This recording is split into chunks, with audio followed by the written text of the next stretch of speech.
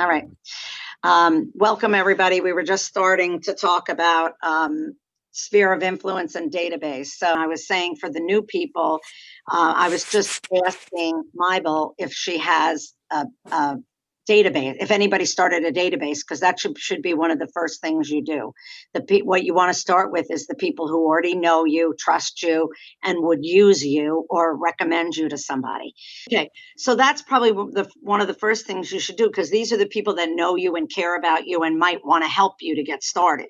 So the first thing you want to do is and I have a sample of one. If anybody's interested, I could send it to you. When we moved over from another company, when we joined Keller Williams 7 years, whenever Keller Williams moved to Woodcliff Lake, we joined and we sent out announcement cards that said, we've been in the business however many 30 years and we're moving to a new company. We're excited. And so you should do that. You should send out an announcement. It can be a pre-printed thing and just get a card, one of the note cards, if I have one here, that has room for your business cards. So just send them a note, an announcement that you come, or if you don't have that many people in your database, certainly a handwritten note is just as good or better, just to say, I'm excited, I'm starting a new career, I've just joined Keller Williams, the largest and fastest growing real estate company in the country. And I just wanted to let you know about my new endeavor. And if I can help you in any way, let me know. So that should be the first touch you should do if you're new in the business, just to let them know that you're new in the business and that you have, that's your new career. So that should be number one for the new people. For the people that already have a database, obviously, if you're in the business, your database is gold, because that basically becomes your sphere of influence. Now, you should try to add to your database every day. We're not all, we don't all do that as much as we should, but I used to try to, or I still do, but I used to try anybody who I talk to, no matter where you go, people always want to talk about real estate. So somebody says, how's the market? Like, as soon as somebody asks you or refers to real estate or anything, that's a person you should go right back to your database and put in.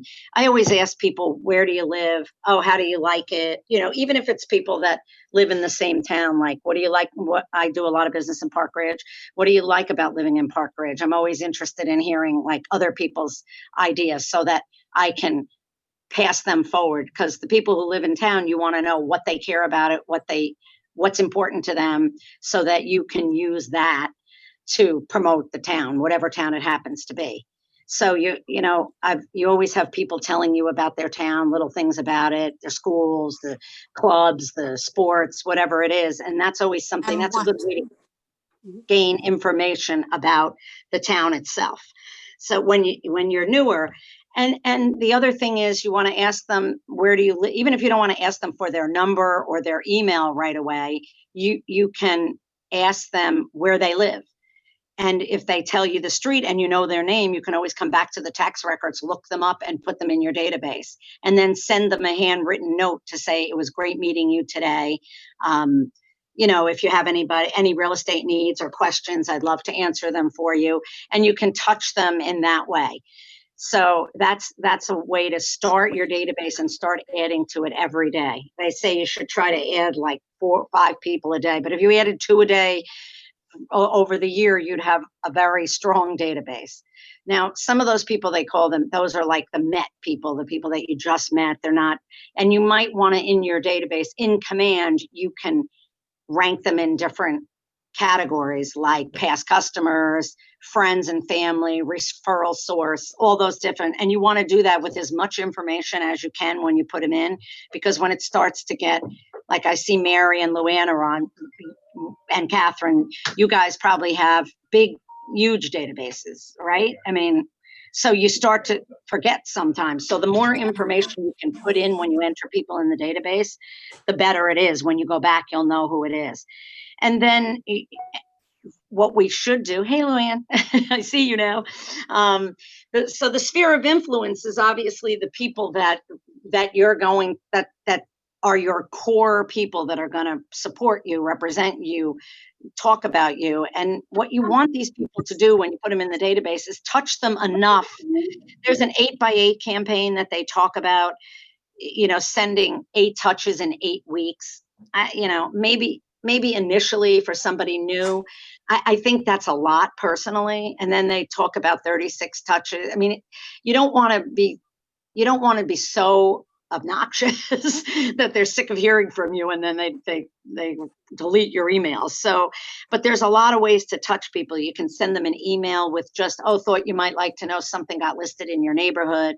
um, this is what's happening with the mortgage rates. But you need to mix it up. You can't just if you email somebody 4 times a year, I mean, it's better than nothing, but you really need to set your commands so that it reminds you to call the people. Like, I have people on, and I'm not always good about it, but I have people on like a 3-month plan where I get a reminder, and I have it staggered. So I tried to do that when I entered command things into command, because I was in a different base where I staggered it. So maybe 5 or 6 people pop up each day of people to remind me to call them or email them. But again, we always fall back to the email texting because sometimes we don't want to talk to people. So they say you should do one thing that makes you uncomfortable every day. So sometimes for the people that are in the business a long time, I found it really hard for people that I sold maybe 20 years ago and haven't been in, maybe I sent them calendars and things, but I haven't maybe been as in touch with them as I should. That's probably my biggest advice to somebody starting new. This is a long haul, business, and it starts to really build on itself and pay off. But I wish I had as much training as Keller has now on that, on database and sphere of influence and keeping in touch with people. So I have a core of people that I keep in touch with, but there's people I've sold over the years that I've probably been not as good as keeping in touch with as I should. So it's hard to break the ice and pick up the phone and call people after so many years. And so that's the uncomfortable thing to do. But one of the things I've found that makes it a little bit easier, they say you should call and apologize and say, I'm sorry, I haven't kept in touch with you. But I found that uncomfortable. So what I found is a good thing to do is, and you have to do it in case the house burned down or something, but call them and say, oh, I just rode by your house, and I was remembering, us working together, and how much I enjoyed it. And I was just wondering how you are and how your family is. So it kind of breaks the ice if you haven't talked to them in 10 years. So, and most people, I have to say, I've found that most people will, when you call them, maybe not the 10-year ones, but most people will say, oh, we feel so bad. We said we were going to have you over and we didn't, so they're like apologizing to you about it. So I think we put more stress on ourselves about not picking up the phone because we're afraid of what they're going to say. And, the worst thing they could say is, I don't remember you, I guess, so I mean, I think it's worth a shot to get back in touch with these people because many of them are going to move at some point. Say, I rode by the ones I haven't talked to in a long time. I rode by your house and it looks great. And I was thinking about you guys, wondering how you were, and inevitably when you talk to people, no matter where, they always say, how's the real estate business? And, they open the door rather than you act like you're calling for business purposes. So once they do that, then somebody I heard once at a seminar, people say, oh, why are you asking? Because sometimes people say, well, because I was thinking about selling. So I think that's a good way to start the conversation. Then they're bringing up real estate and you're not. And the other thing I have found about, saying I just rode by the house, that's a way to get to them. But honestly, if you're starting and you're new, you should try not to let that happen, which I'm sure we're all guilty of. I certainly am, that you kind of let it get away from you, that you're not on top of these people. And really, the people that know you are your best source of doing business. And after you've been in the business a long time, like Margaret, are you there? Where's Margaret? Right. But Margaret will attest to that, right? That most of your business comes from referral at this point. Are you there? I'll answer for her. Yes. Okay. Yeah, no, I mean that, as you're in the business a long time, if the business builds on itself. So, and if you're brand new, you want to start out the right way doing this by touching people. And again, I don't think you can just do emails, but if you do an email 1 month, and 2 months later or something, you call them or you send them a house that's listed in their neighborhood. And then, which is something of value.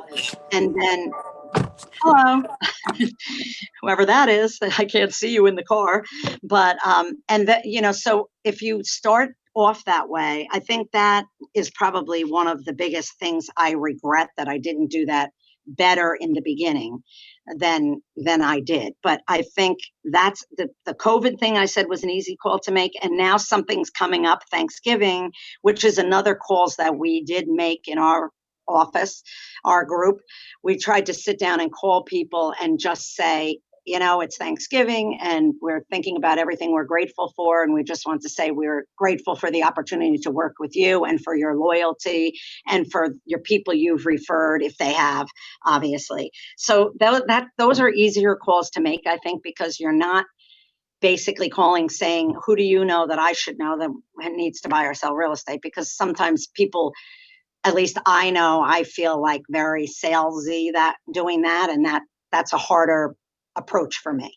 So a better approach is to call and just say, I just want to let you know. And I did that last year to a better degree than I've done other years. And I have to say that people were like, oh, that's so nice. That's so sweet. We're grateful for you too. That kind of thing. So it really is an easy call to make. And you can do that if you're new to your people. Send out your announcements that you're in real estate. And then at Thanksgiving time, you can say, we're doing a class here at Keller Williams, and they're reminding us to be thankful for the people in our lives. And so I'm calling you to say that I'm grateful and thankful to you. And that's an easy call without you're not asking for anything. And then then if you speak, how's your family? What are you doing? All those kind of things. Take really good notes and put it in commands. So next time you talk to them, like their son's in college, or so they know that you're paying attention and actually care about them.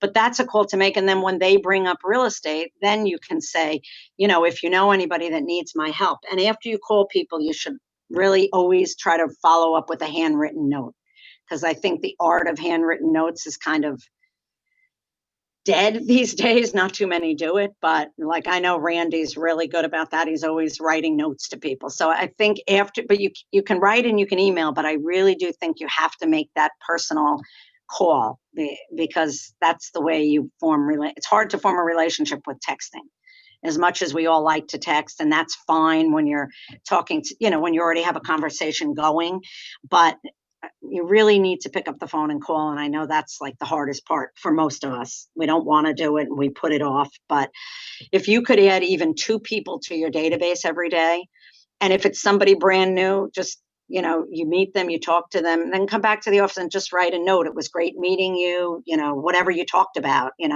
hope your son gets into Harvard, whatever it is, whatever conversation you had with them, make it personal, let them know that you were paying attention and that you care about what's going on in their lives, and write them a handwritten note. So I think those are good ways to start getting your sphere of influence and your database going. And then the hardest part, I think, is to nurture it, to keep nurturing it for anything. But, when you speak to them, you can, or if you write a note, one of the things you can say when you're getting off the phone or in a note is, if you need anything related to real estate, names of contractors, vendors, anything I can help you with, please don't hesitate to call me, because people are always looking for a plumber, an electrician, and let them know that you're like the resource for all of those things. 100%. And the other thing I'm glad you brought up birthdays. The other thing I was going to say is, we're all on Facebook. So that's another thing. Like, you meet somebody, you talk to them, you send them a handwritten note, and then maybe you friend them on Facebook. And on Facebook, we've been using it for the people it sounds like I'm stalking, but for the people I know, like today is Mary's birthday. So I try to remember to put that in the database so that maybe I want to send them a birthday card every year. And always when you close with somebody, put their anniversary date into command, and it'll remind you in a year that it's their first year anniversary in the house. So like, the better you keep, the more info, and I don't have believe me, on a lot of mine, I don't have a lot, but I try when I talk to them to be in front of command and to write, because you're not going to remember like their daughter's getting married next spring, or it's hard to remember when you talk to a lot of people. So the more information you have about them, even insignificant things that, their dog is sick or their, whatever, all those kind of things are good information to put into your database. And, as I said, I wish I started that for the new people. If you start that from the very beginning, try to get birthdays and anniversaries, or if they mention they went out to dinner, where did you go? You want to maybe write all those things down. You might not need them now, but if you sell them a house or they give you a referral, then you would know, maybe I'll buy them a gift card. Well, restaurants are hard now, but maybe I'll buy them a gift card to this restaurant, and they'll know that you remembered that they liked it. So like those things, I think, are the things that people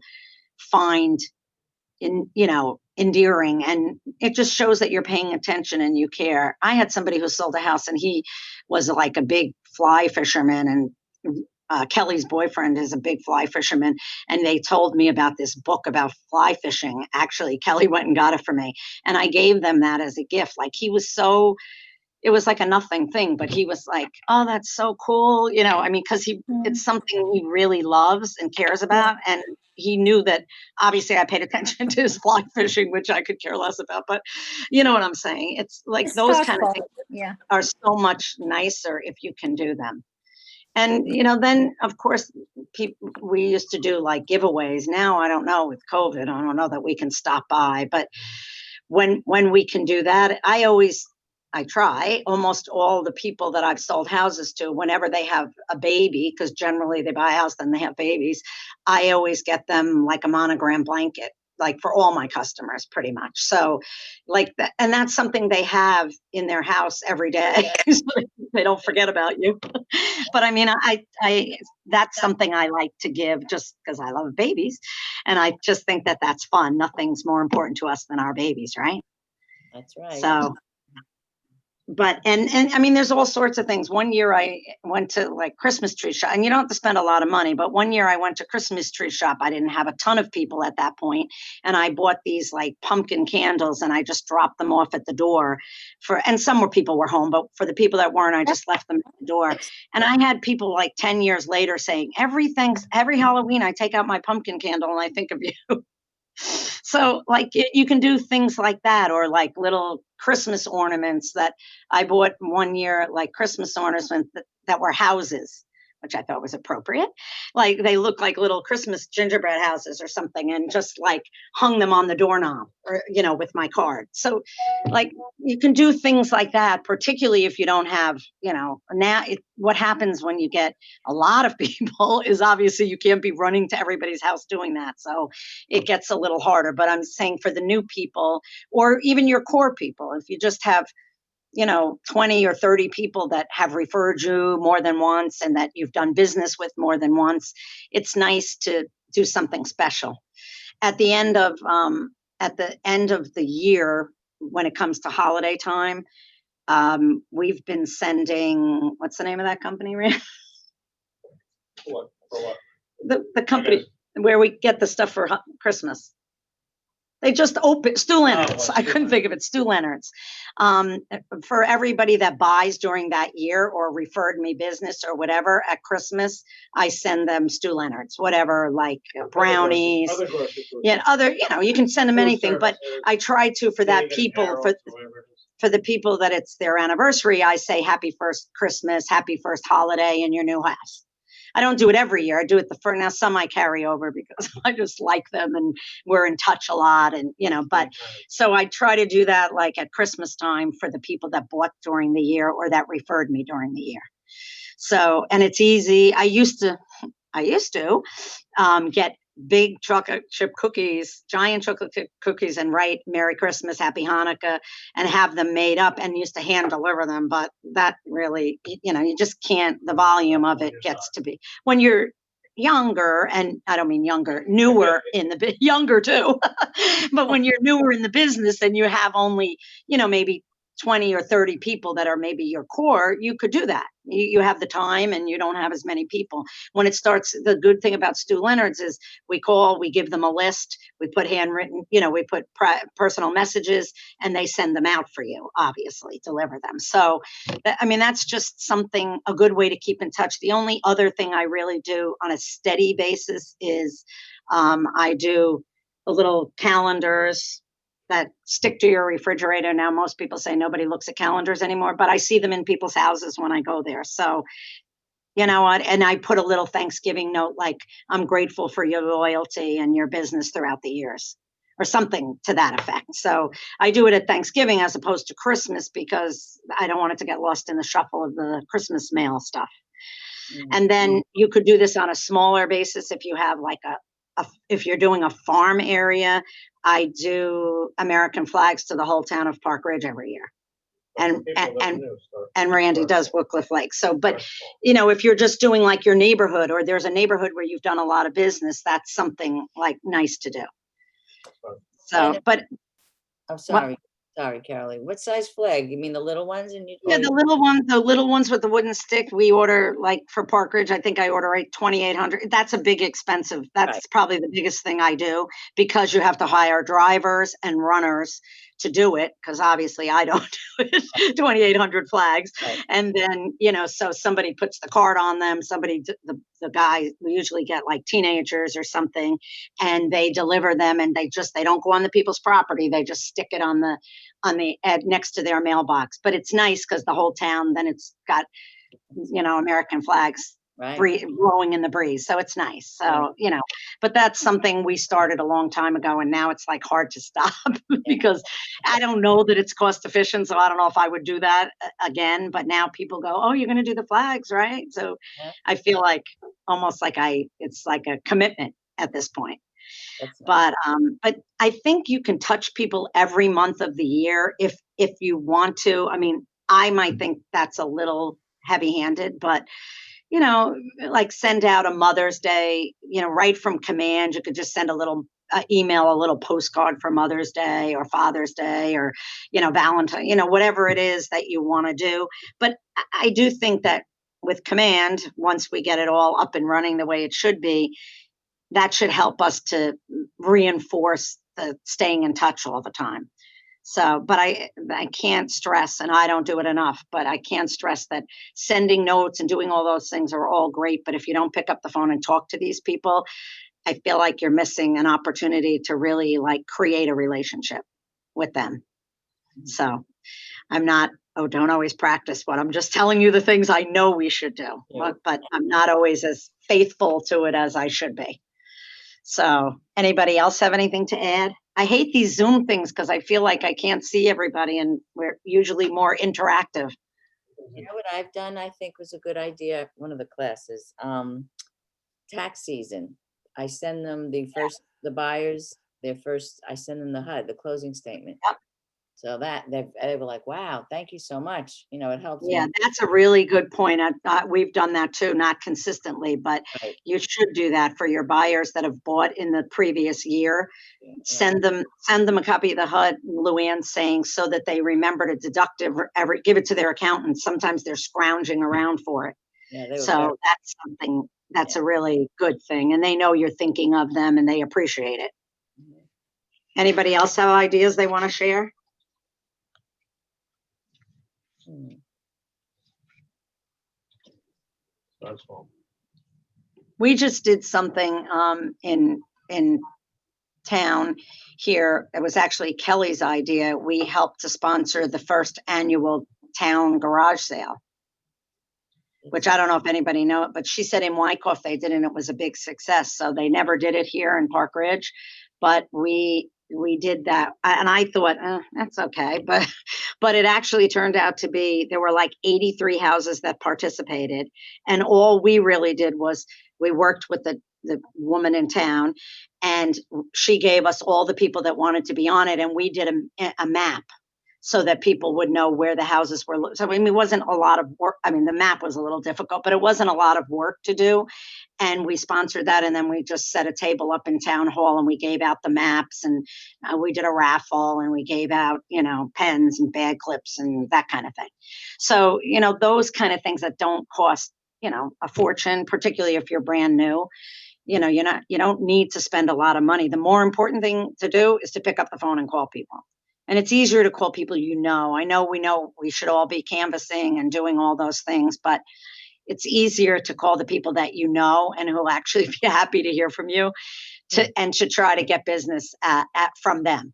So not that you shouldn't make those other calls, but I'm saying those are the softer calls to make. And if you get used to making them, it'll make the other ones easier. Does anybody have any questions? I know one of the topics we were supposed to talk about was a geographical farm, and I don't know. Does anybody do that?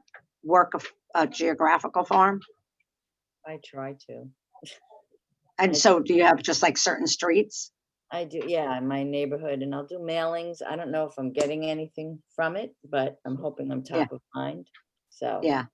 Well, for the new people, basically that's what it is. And usually people do it around their own neighborhood because obviously that's where you're known.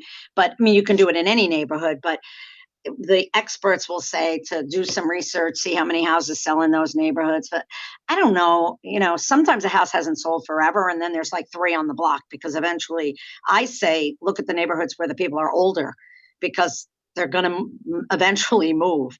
So, but if you want to do a geographical farm, it's basically the same thing. You pick an area that you feel that you know well or that you're interested in, find out as much about the area as you can, and then just work that area the same way you would your sphere. Send a card and introduce yourself, send them a neighborhood update. You could do that once a month or once a quarter. Email them, send them a personal note, introduce yourself to the neighborhood and make yourself the neighborhood expert. If you get a listing there, obviously that makes it easier. You can call and say, I just listed something. But if you're going to work a neighborhood, you have to do it on a consistent basis so that you're touching them all the time. And that, if it's in your neighborhood, well, now it's really hard to stop by because with the COVID thing, people are not necessarily opening their doors to people, but you can, and you're not supposed to leave things in people's mailbox, but you could leave a flyer on their door, a door hanger, something that says, I listed something in the neighborhood. And even if you didn't and you're new, if somebody else listed something in the neighborhood, you should ask them first if they mind, but you can do that. But if that's your farm area, you can just call them and just say, even if it's another company, don't say that you did, but just say, oh, I just wanted to let you know that a house just got listed in our neighborhood and it's, 650 and blah, blah, blah, just open the conversation and then listen for the clues, like, no, I'm not moving. I've been here for 40 years. Well, if they've been there for 40 years, they're moving soon. So, like pay attention to that. And when you put them in your database, then say they've been there since, 19 whatever, and keep track of them and call them again, because people who tell you they're not moving, sometimes things change. So you just want to keep as much information on these people every time you talk to them. And again, not about real estate, just about their family. And sometimes if you call people, they say, oh, I've been in this house for, 27 years. And I might say, oh, did you raise your children there? Yeah, but they're all grown. Oh, where do they live now?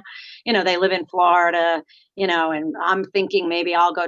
And the more they talk, the more they tell you that, maybe they are moving.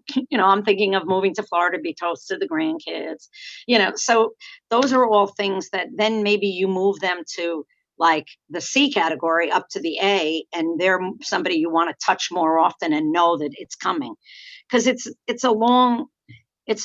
not a sprint, this business. It's more of a long haul. People think every time you get a listing, like, oh, how'd you get that? But most of them are things like, I've probably been talking to the people for 2 years. So it's those kind of things. It takes time to like build on itself and to get the momentum going. And then sometimes you're lucky. Somebody will just call you because they saw your sign, but you can't count on those kind of things to build a business. You have to really structure it so that you have business coming in all the time. And that's the whole idea of and again, none of us are perfect about that, but try to keep in touch with all of these people and just check in with them and see how they're doing. And the whole idea is to get them that when they think of real estate, they think of you. So, because sometimes, like, I've had people say to me, not lately, thank God, but I've had people in the past say, "Oh, yeah, I forgot you were in real." Like when I was younger, I'd go to my kids' ball games, and I'd be coming from work, so I'd wear my name badge, just very inconspicuously, not with a pair of jeans, so you look like an idiot. But if it looks like you're coming from work and you have a name badge on, people will say, "Oh, yeah, how much is that house?" So know your neighborhood and know how much things are.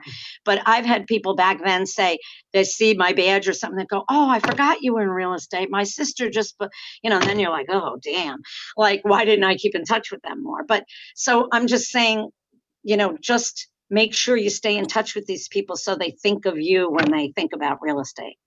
And the only other way to do that is to do what, like Susan Laskin or somebody, or now Paula Clark just joined us, but to send out, or Gada Abbasi, is to send out 27,000 pieces of mail and cost a fortune. And I don't think any of us really want to do that or need to do that, That's cool. because you really just, if you start with your core, you can build on that, and then maybe if you sell a house in a certain neighborhood, then maybe you want to circle prospect around that neighborhood. And we're all guilty of that. I think we sell a house and 3 days later we see a house down the block and we're like, I send out just sold cards, but again, that's not good enough. We should be calling the people and saying, "We just sold a house in the neighborhood. We have great buyers for your neighborhood. Do you know anybody else?" And again, we're all guilty of not doing that every time, except Deborah. Oh, yeah. Right. Right, Deborah? You do that every time, don't you? Oh, yeah. So we all know what we should do. It's getting like the systems and the habits to really do it all the time. And I don't think despite what anybody will tell you, even the biggest teams or the best producer, despite what they may say, I'm not sure that any of us are as consistent as we could or should be. But it's something to strive for. And I do think that they talk a lot about goals in Keller Williams, but I do think that if you don't set a goal to add, 2 people a day, or the equivalent of, let's even say 5 people a week to your database, you're not going to do it. So you should try to make some kind of a goal about what you're going to do. And then there's great forms in Keller Williams if you don't want to do it on the computer and you're a paper person. I can't find it, but there is a great like plan 8x8 that you can put the person, if you're more of a tactical where you want to see it, put the person's name, and then under week 1 email, under week 2, and have a written out plan so you can put check mark. I like check marks, so I know that I got something done. But I'm saying that's a good way to do it too, until you get used to the computer. Command will pop up every week and remind you, but they're only as good as if we take the reminders and do something with it.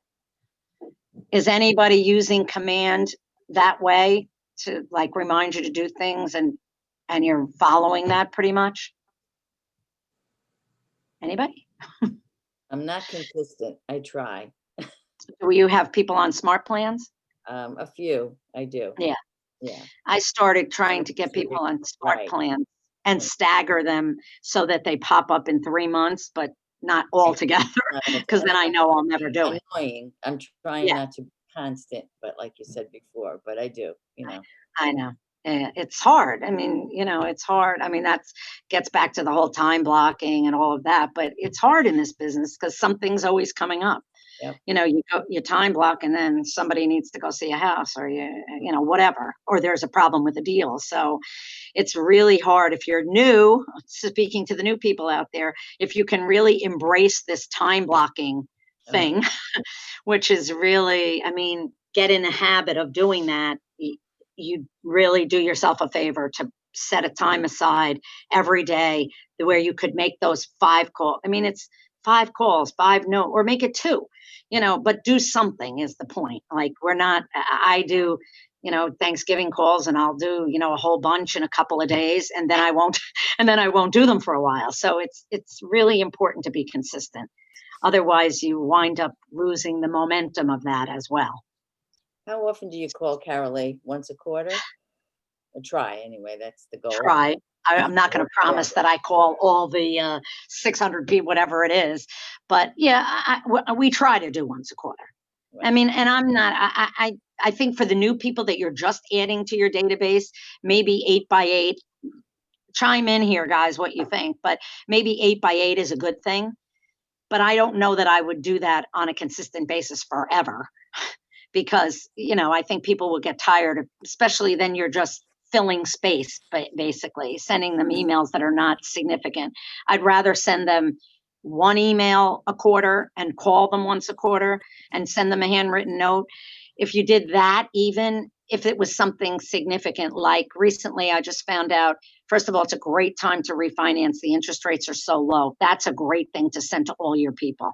You're not asking for business, but you're the real estate expert and you're telling them that's the lowest interest rate we've had in historically, and now's the time to refinance. But I did find out from a customer of mine who's an attorney, he sent me a little note that said starting December 1st, which a lot of people probably don't know, New Jersey, in their infinite wisdom, is going to tax people or charge a $1,500 charge for refinances.